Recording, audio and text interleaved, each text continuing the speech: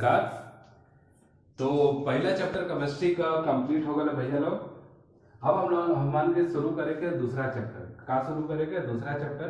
पहला चैप्टर में अभी एक लेक्चर अभी पढ़ावे के होगा, उसमें थोड़ा कंपटीशन की बात हुई, तो वो अभी बाद में वीडियो बना के सेंड हो जाए, आप लोग पढ़ लिया, ठीक है।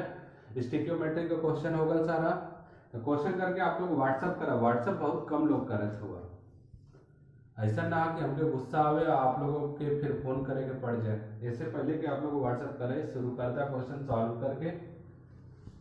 तो चलो अब हम लोग बेटा आज हम लोग बात करेंगे कौन सा चैप्टर? दूसरा चैप्टर। कौन सा चैप्टर? दूसरा चैप्टर। दूसरा चैप्टर हम लोगों का कौन सा है? Atomic structure. कौन सा बेटा? एटॉमिक स्ट्रक्चर या स्ट्रक्चर ऑफ एटम। तो आज हम लोगों का शुरू होगा केमिस्ट्री का सेकंड चैप्टर, चैप्टर 2। कौन सा बेटा? Structure of atom. Structure of atom.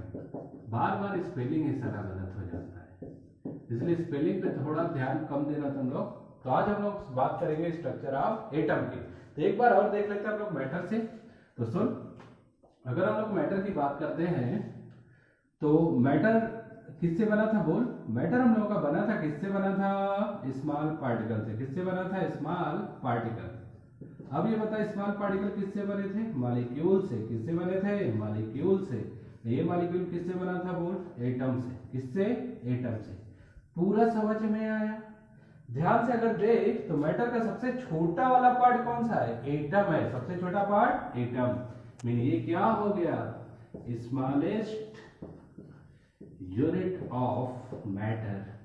smallest unit of matter is called atom. पूरा समझ में आया? कोई दिक्कत है यहाँ तक? चल, ये समझ में आ गया तो अब हम लोग बात कर लेते हैं एटम के कंपोनेंट की।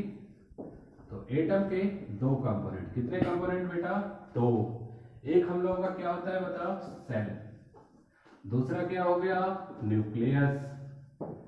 सेल में क्या होता है बताओ जल्दी सा, ये तो पढ़ा होगा ना तुम लोगों ने? इलेक्ट्रॉन। न्यूक्लियस में कितने पार्टिकल? दो, प्रोटॉन और न्यूट्रॉन। इतना समझ में आ गया? कोई दिक्कत यहाँ तक? हो जाएगा। चल, अब बात करते हैं चार्ज की बेटा। तो चार्ज, इलेक्ट्रॉन पे कौन सा चार्ज? निगेटिव का। प्रोटॉन पे कौन सा चार्ज? पॉजिटिव। एन बोले तो न्यूट्रल। एन बोले तो न्यूट्रल। न्यूट्रल मतलब कोई चार्ज नहीं। इतना आ गया। चल, अब हम लोग बात करेंगे मैग्नीट्यूड ऑफ चार्ज की। Magnitude of charge. तो चार्ज के मैग्नीट्यूड की बात करें तो इलेक्ट्रॉन पे कितना चार्ज हो गया? माइनस का 1.6 इंटू 10⁻⁻19 कूलम। जितना नहीं इलेक्ट्रॉन पे नेगेटिव उतना ही प्रोटॉन पे प्लस 1.6 इंटू 10⁻⁻19 कूलम। न्यूट्रॉन पे छोटा। अब हम लोग बात करेंगे बेटा मास की। इसकी बात करेंगे मास की। तो इलेक्ट्रॉन का मास कितना बताया गया था? बता जल्दी सा। इलेक्ट्रॉन का मास था 9.1 इंटू 10⁻31 kg। प्रोटॉन का मास था 1.66 इंटू 10⁻27 kg। न्यूट्रॉन का मास था 1.67 इंटू 10⁻27 kg। अगर ध्यान से देख तो हम लोग का प्रोटॉन और न्यूट्रॉन में थोड़ा सा डिफरेंस है। तो क्या थोड़ा क्या ज्यादा? लगभग इन दोनों का मास क्या मान के चलते हैं? बराबर। क्या मान के चलते हैं? बराबर। पूरा समझ में आया? कोई दिक्कत? तो अब देख, अगर ध्यान से देख तो इलेक्ट्रॉन पे कौन सा चार्ज? निगेटिव। कौन सा चार्ज? निगेटिव। तो सेल के अंदर कौन सा चार्ज बता? निगेटिव। न्यूक्लियस पे कौन सा चार्ज? पॉजिटिव। क्या? क्योंकि प्रोटॉन पे पॉजिटिव, न्यूट्रॉन पे निगेटिव, तो न्यूक्लियस पे कौन सा चार्ज? पॉजिटिव। तो टोटल अगर हम लोग प्लस और माइनस को इक्वल करा दे तो एटम कैसा होगा बेटा? न्यूट्रल। एटम कैसा होगा? न्यूट्रल। न्यूट्रल क्यों होगा? क्योंकि बचपन से पढ़ते आ रहे हैं। यहाँ पे प्रोटॉन किसके बराबर? इलेक्ट्रॉन के बराबर। प्रोटॉन किसके बराबर बेटा? इलेक्ट्रॉन के बराबर। पूरा समझ में आया? कोई दिक्कत यहाँ तक? हो जाएगा। एक बार हम लोग सेल का स्ट्रक्चर, ये एटम का स्ट्रक्चर भी देख लेते हैं। तो एटम कुछ ऐसा दिखता है। ये राउंड राउंड जो है ये क्या है बेटा? सेल है। क्या है? सेल। ये जो सेंटर में दिख रहा है छोटा सा पॉइंट, ये क्या है? न्यूक्लियस। क्या बेटा? न्यूक्लियस। न्यूक्लियस में कितने पार्टिकल? दो, प्रोटॉन और न्यूट्रॉन। सेल में क्या होगा? इलेक्ट्रॉन। पूरा समझ में आया? कोई दिक्कत? क्लियर है पूरा?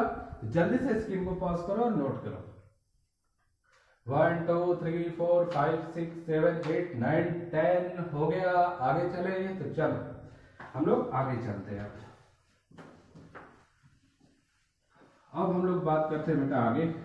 तो शुरू में हम लोगों ने पढ़ा था एटॉमिक नंबर क्या होता है, एटॉमिक मास क्या होता है, आइसोटोप्स, आइसोबार, आइसोन्यूट्रॉनिक। फर्स्ट चैप्टर में ये सब हम लोग पढ़ चुके हैं, इसलिए यहाँ पे कर लिया जाए।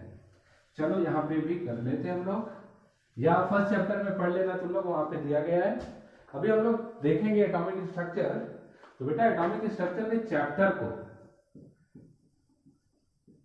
एटॉमिक स्ट्रक्चर के चैप्टर को हम लोग दो पार्ट में डिवाइड करेंगे। कितने पार्ट में? दो।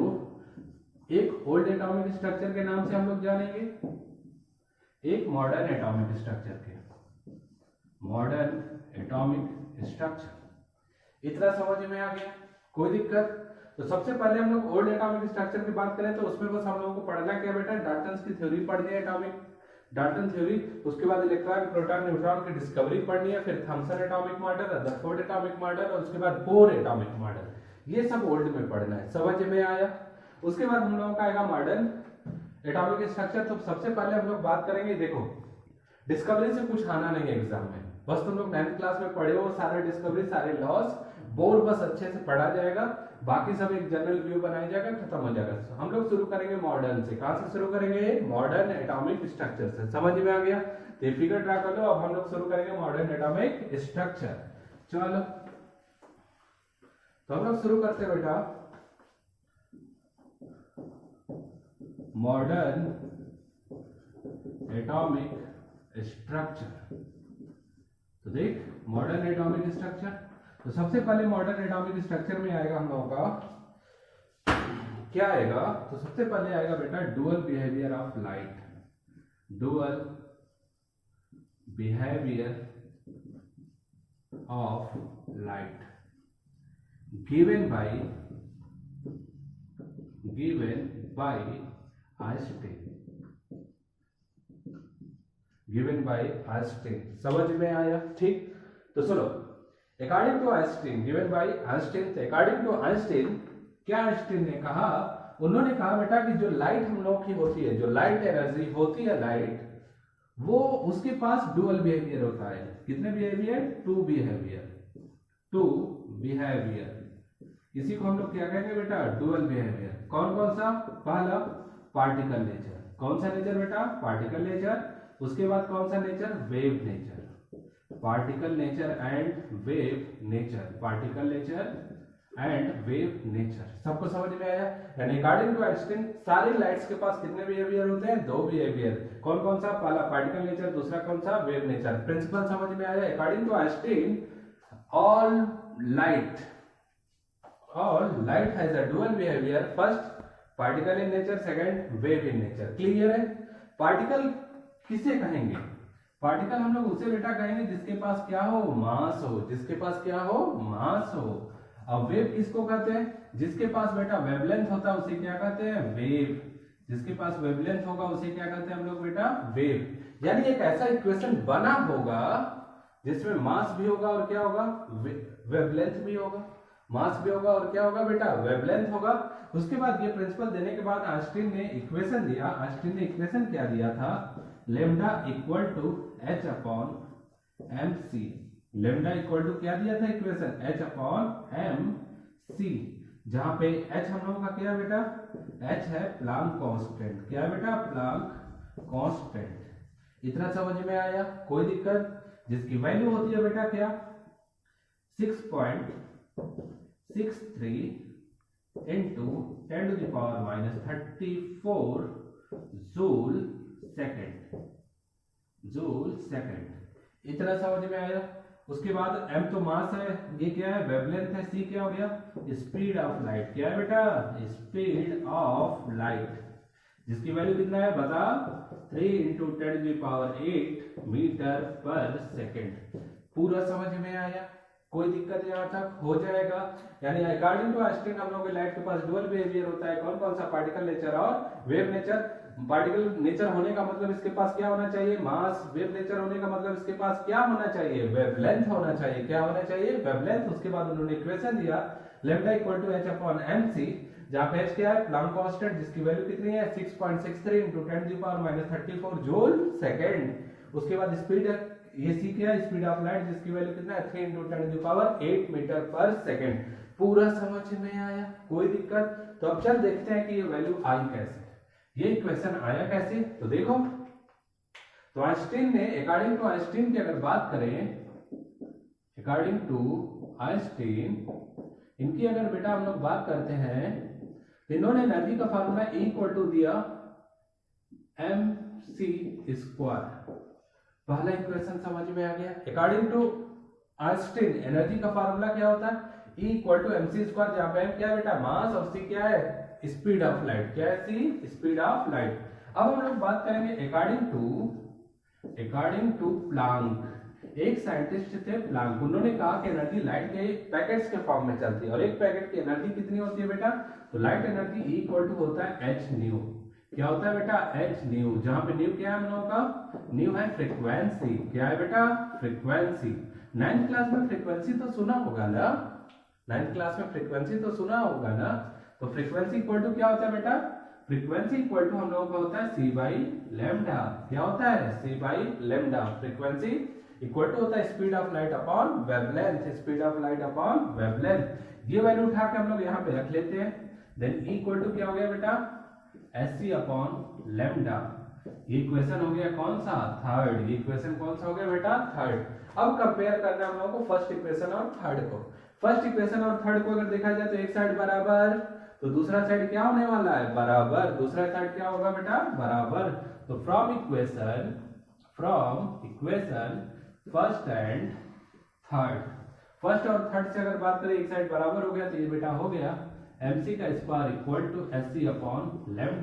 c से इसका पावर काट दिया, c से इसका पावर काट दिया, लैम्डा इधर गया, mc इधर गया, तो लैम्डा इक्वल टू कितना हो गया, h/mc।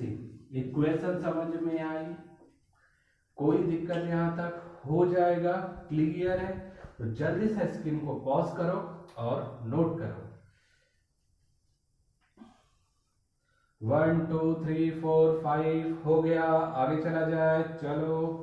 तो अब हम लोग एक क्वेश्चन देखते हैं, उसके बाद आगे बात करेंगे। तो चलो जल्दी सा क्वेश्चन नोट करो। फाइंड आउट द, क्वेश्चन लिखो बेटा, find out the mass of, find out the mass of 4000 angstrom wavelength containing light, wavelength containing light. Question समझ में आ गया। क्वेश्चन ये हम लोगों का बेटा, एक लाइट है हमारे पास जिसका वेवलेंथ कितना है, 4000 एंगस्ट्रॉम। ये है, कैलकुलेट क्या करना है, उसका मास। तो 4000 एंगस्ट्रॉम, एक एंगस्ट्रॉम में कितना मीटर, 10⁻⁻10 मीटर। एक एंगस्ट्रॉम इक्वल टू कितना होता है मीटर, 10⁻10 मीटर। यही तो होता है ना।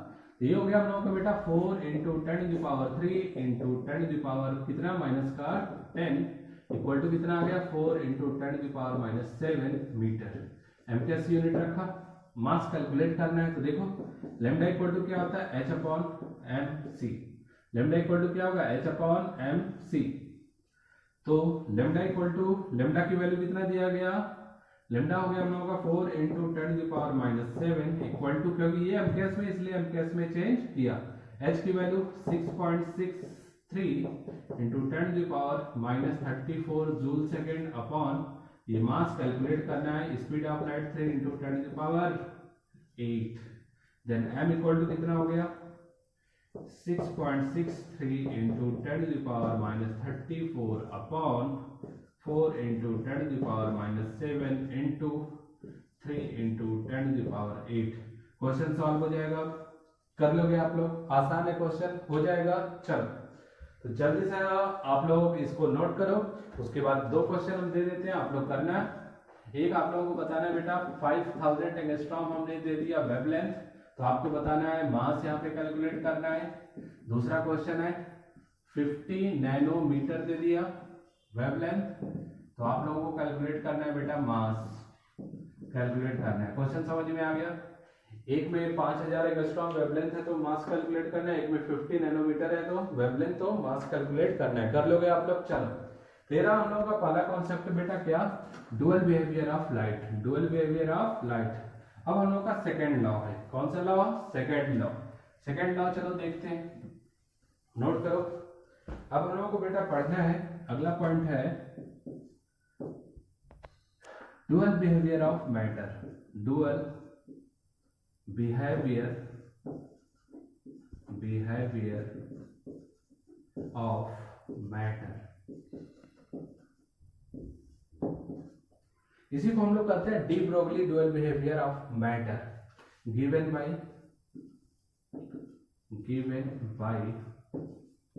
De Broglie. बस इतना, इनका नाम स्पेलिंग तुम लोग सही है, इनके नाम में देख लेना ये स्मॉल लेटर है, ये ध्यान रखना हमेशा। डी में जो पहला वर्ड है वो बेटा स्मॉल है, एक बार कहीं पूछा गया है, क्लियर है, इसलिए ध्यान रखना। चलो डुअल बिहेवियर ऑफ मैटर, तो डी ब्रोगली ने क्या किया, एज इट इज माना उन्होंने, किसको आइडियल माना, आइंस्टीन को।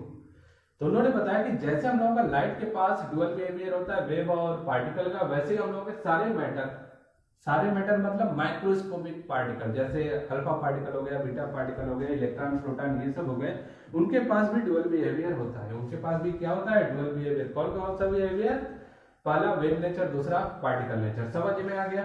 According to de Broglie all microscopic particle has a dual behaviour. First कौन सा बेटा, पार्टिकल नेचर। फर्स्ट कौन सा बेटा, पार्टिकल नेचर।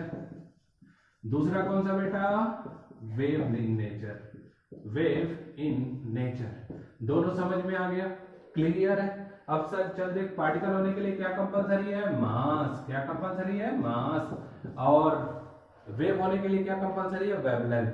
पूरा क्लियर आया, मतलब निकल के ये आ गया कि इन्होंने भी एक ऐसा इक्वेशन दिया होगा जिसमें मास और वेवलेंथ दोनों आएगा। मास और वेवलेंथ क्या आएगा, दोनों आएगा। तो उन्होंने इक्वेशन दिया बेटा lambda equal to H upon M V. Lambda equal to क्या दिया, एच अपॉन एम वी। बाकी सारे टर्म समझ में आ गए। वी क्या है, स्पीड ऑफ ऑब्जेक्ट। यहाँ पे वी क्या है, जब लाइट की बात किया तो स्पीड ऑफ लाइट रखा है, जब ऑब्जेक्ट की बात करेंगे तो किसका रखना है, स्पीड ऑफ ऑब्जेक्ट। पूरा क्लियर समझ में आया, क्लियर है, हो जाएगा स्पीड ऑफ ऑब्जेक्ट। तो देखो ये अब आया कैसे, तो फिर से भाई according to Einstein, according to किसके बेटा, आइंस्टीन के। फार्मूला क्या था हम लोगों का, equal to M C square. Equation 1 समझ में आ गया, कोई दिक्कत। अब चल रही अकॉर्डिंग टू प्लैंक, हम लोग डायरेक्ट इक्वेशन लिख लेते हैं। क्या लिखना है, equal to S C upon lambda. S C upon lambda, equation क्या हो गया, ये 2। इक्वेशन कौन सा हो गया बेटा, 2। ये दोनों इक्वेशन समझ में आया।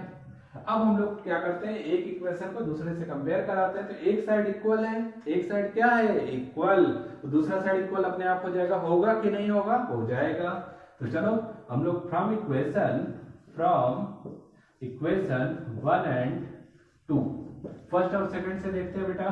तो M C square equal to कितना हो गया, एस सी अपॉन लेमडा। इससे इसका पावर मार दिया, सी से इसका power cancel. Lambda equal to कितना हो गया बेटा, एच अपॉन एम सी। ये इक्वेशन समझ में आया, ये वही तो इक्वेशन है ना जो पिछला है। तो उसके बाद देख लो आप लोग, speed of light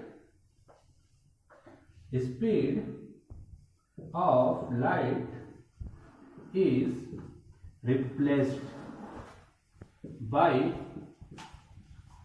speed of object v. Speed of light c is replaced by speed of object v.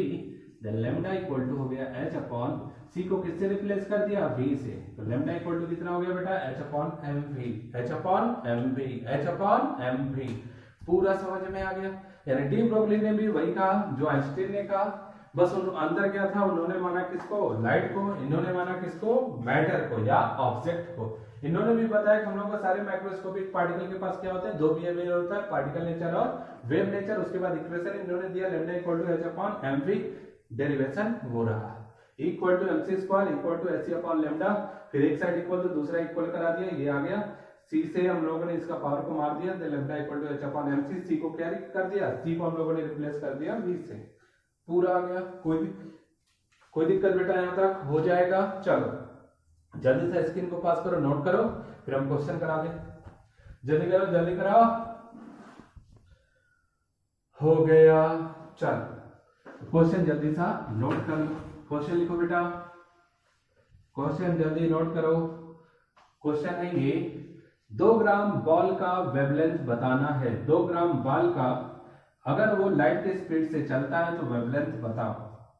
2 ग्राम की बॉल है, लाइट की स्पीड से चल रही है, तो वेवलेंथ बताओ।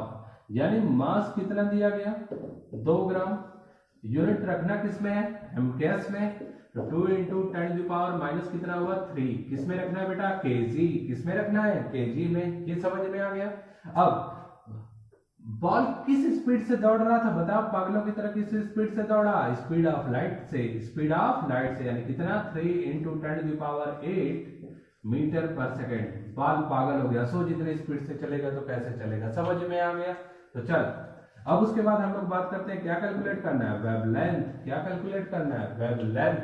तो लैम्डा इक्वल टू क्या है, lambda equal to h upon M V, h upon M V. Lambda equal to h की वैल्यू चल बोल 6.63 इंटू 10⁻34 अपॉन मास कितना है बाल का बोल 2 into 10⁻³ into speed 3 into 10⁸ calculate हो जाएगा। लेमडा तो अब आ जाएगा ना, कोई दिक्कत। तो अब आप लोग एनसीईआरटी के एग्जांपल इन टेक्स्ट में क्वेश्चन दिया गया है, आप लोग सॉल्व करना है। उसके बाद हम क्वेश्चन आपको कल भेजेंगे, उसको भी सॉल्व करना है। दोनों लॉ समझ में आ गया। तो अब बेटा अगली क्लास में आप लोगों को पढ़ना है हाइजेनबर्ग का अनसर्टेनिटी प्रिंसिपल, हाइजेनबर्ग का अनसर्टेनिटी प्रिंसिपल। उसको पढ़ने के बाद क्वांटम नंबर शुरू होगा। क्लियर आ गया। हम वैसे ही चलेंगे जैसे आप लोगों को आसानी से पूरा चैप्टर आ जाए। आज का लेक्चर पूरा आ गया, तो चलो थैंक यू आप लोग।